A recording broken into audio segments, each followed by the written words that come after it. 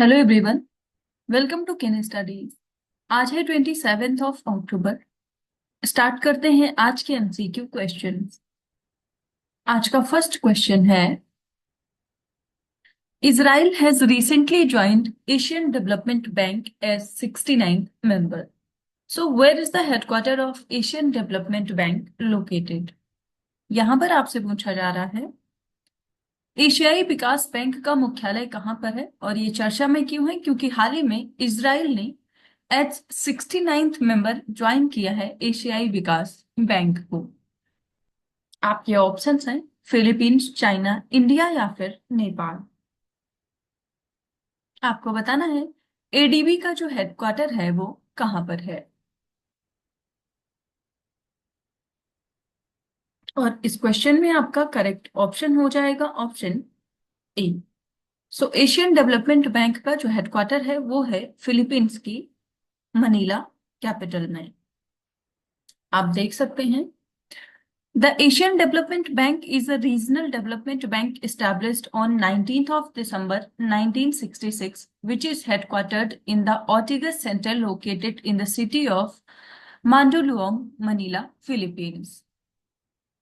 So the bank also maintains 31 field offices around the world to promote social and economic development in Asia.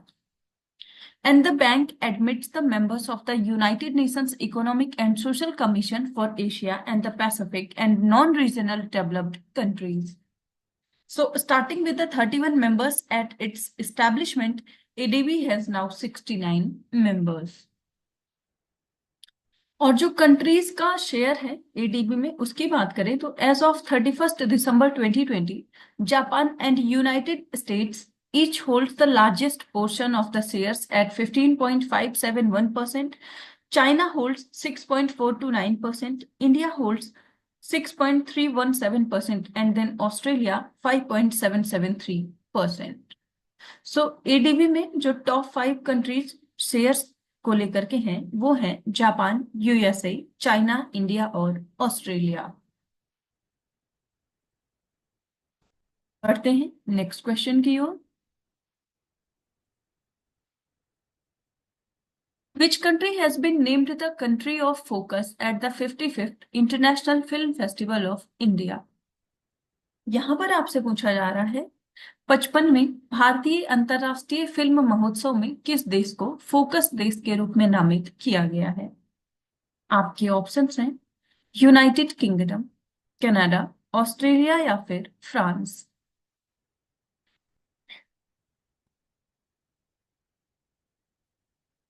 और इस question में आपका correct option हो जाएगा option C. सो ये country है Australia.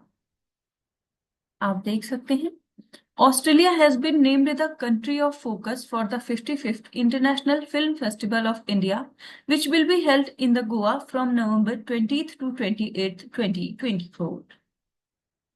So the event will feature a curated selection of 7 Australian films highlighting both indigenous and contemporary storytelling. So this announcement follows the signing of an audiovisual co-production treaty between India and Australia, and it also aimed at encouraging co-productions and collaborations. So Australia will also participate in the Film Bazaar with up to 6 Australian producers attending to explore co-production opportunities. तो आप ध्यान रखेंगे 55th international film festival में जो focus country है वो है Australia और इसका आयोजन किया जाएगा गोवा में। बढ़ते हैं नेक्स्ट क्वेश्चन की ओर। Which ministry has implemented the PM Yashasvi scheme. यहां पर आपसे पूछा जा रहा है किस मंत्रालय ने पीएम यशस्वी योजना को लागू किया है।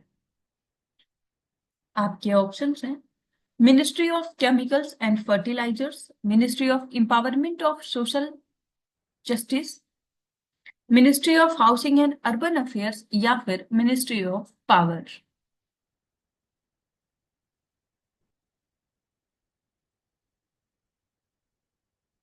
और इस क्वेश्चन में आपका करेक्ट ऑप्शन हो जाएगा option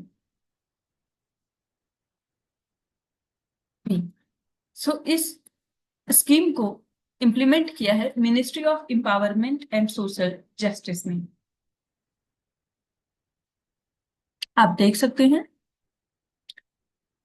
PM young achievers scholarship award scheme for vibrant India, जिसको शॉर्ट में हम पीएम यशस्वी के नाम से जानते हैं, is an initiative by the ministry of Social justice and empowerment aimed at providing financial assistance and educational support to students from other backward classes, economically backward classes, and denotified tribes. So it is merged earlier programs like Dr. Ambedkar post-metric and pre or post-metric scholarships for EBCs and DNTs starting in 2021 and 2022. So the scheme provides scholarships from class 9 to post-secondary studies. And the objective is to empower disadvantaged group by removing financial barriers, ensuring they complete their education. आप ध्यान रखेंगे PM यशस्वी योजना जो है इसका full form है PM young achievers scholarship award scheme for vibrant India. बढ़ते हैं नेक्स्ट क्वेश्चन की ओर।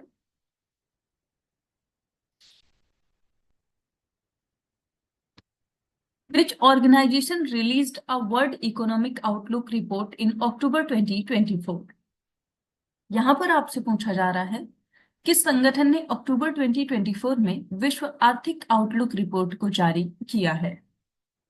आपके ऑप्शंस हैं World Bank, International Monetary Fund, United Nations Development Programme या फिर यूनाइटेड नेशंस इन्वायरमेंट प्रोग्राम।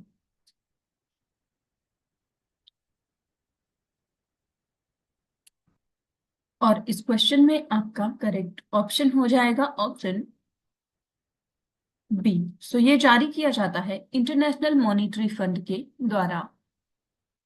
आप देख सकते हैं The International Monetary Fund released a World Economic Outlook report in October 2024, and it forecasts global growth to remain stable at 3.2% in 2024 and 2025.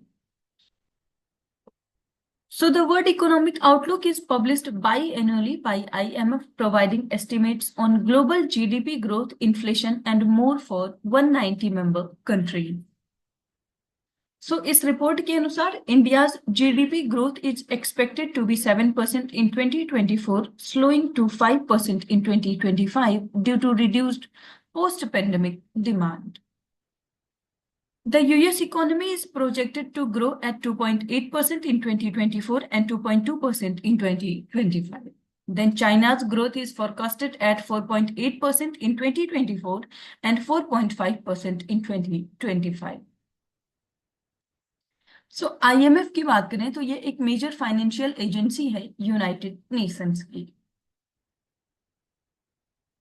And it works to foster global monetary cooperation, secure financial stability, facilitate international trade, promote high employment and sustainable economic growth, and also to reduce poverty around the world. और IMF का जो headquarter है वो है Washington DC में। वर्तमान समय में इसमें 191 कंट्रीज हैं। ऑफिशियल लैंग्वेज इंग्लिश है और वर्तमान समय में आईएमएफ की जो मैनेजिंग डायरेक्टर है वो है क्रिस्टलिना जॉर्जिया और चीफ इकोनॉमिस्ट है पियरे ओलिवर। बढ़ते हैं नेक्स्ट क्वेश्चन की ओर।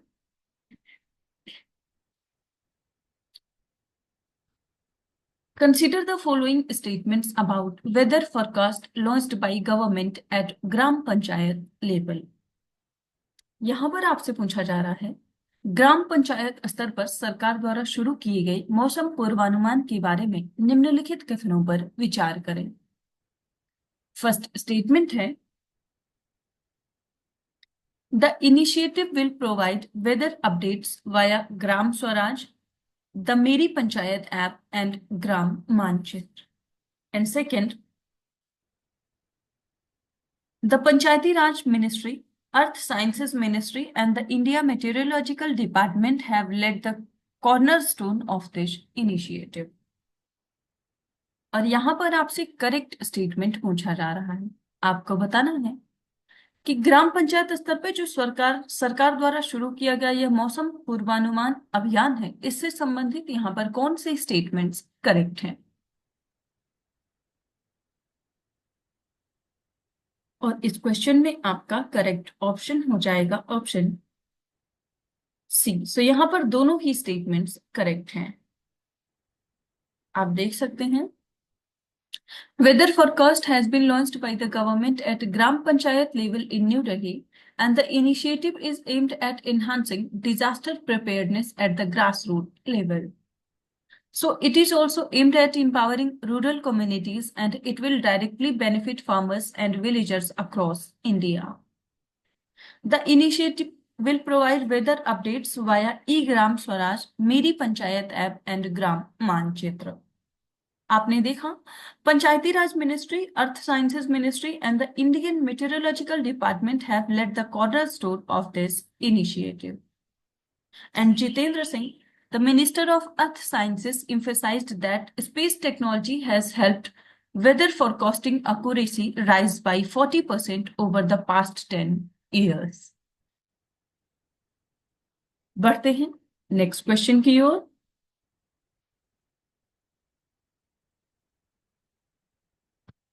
Which country has recently signed a host country agreement with the Global Biofuel Alliance to officially establish the GBA Secretariat?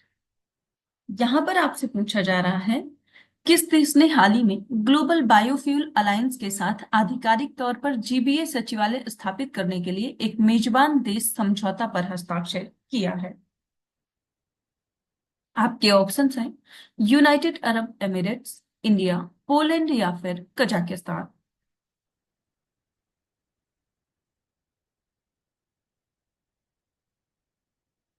और इस क्वेश्चन में आपका करेक्ट ऑप्शन हो जाएगा ऑप्शन बी. सो ये समझौता किया है इंडिया ने. आप देख सकते हैं, the government of India has signed a host country agreement with the Global Biofuel Alliance to officially establish the GBA Secretariat in India, and the agreement was signed at a ceremony in New Delhi. So this initiative strengthens India's position as a global leader in sustainable energy and reinforces the country's commitment to promoting biofuels. इसके साथ ही GBA की full form की बात करें तो हम इसको global biofuel alliance के नाम से जानते हैं, and it was launched by India during its G20 presidency in 2023, led by the Indian prime minister Narendra Modi. So the alliance consists of 27 countries and 12 international organizations, having expanded rapidly in less than a year since its inception. बढ़ते हैं next question की ओर. Which team has won the Women's T20 World Cup title 2024? यहां पर आपसे पूछा जा रहा है, किस टीम ने महिला T20 विश्व कप 2024 का खिताब जीता है? आपके ऑप्शन हैं इंडिया, बांग्लादेश, श्रीलंका या फिर न्यूजीलैंड. और इस क्वेश्चन में आपका करेक्ट ऑप्शन हो जाएगा ऑप्शन डी. सो ये जीता है न्यूजीलैंड ने. आप देख सकते हैं, New Zealand's women's cricket team won their first ever International Cricket Council Women's T20 World Cup title by defeating South Africa's women's cricket team by 32 runs in the finals. So New Zealand restricted South Africa to 126 on 9 wickets in 20 overs against its 158 runs on 5 wickets in the finals. So this marks New Zealand's first victory since its One-Day International World Cup 2000. And the 9th edition of the ICC Women's T20 World Cup was held from 3rd to 20th of October 2024 in Dubai and Sharjah in UAE. तो आप ध्यान रखेंगे, इस वर्ष जो आयोजित हुआ है ICC women's T20 world cup वो 9th एडिशन रहा है और इसका आयोजन किया गया है यूएई, और इसमें विजेता टीम रही है न्यूजीलैंड और रनर अप जो कंट्री रहा है वो है साउथ अफ्रीका. सो आज के करंट अफेयर सेशन में इतना ही। Thank you for watching. Do like share and subscribe.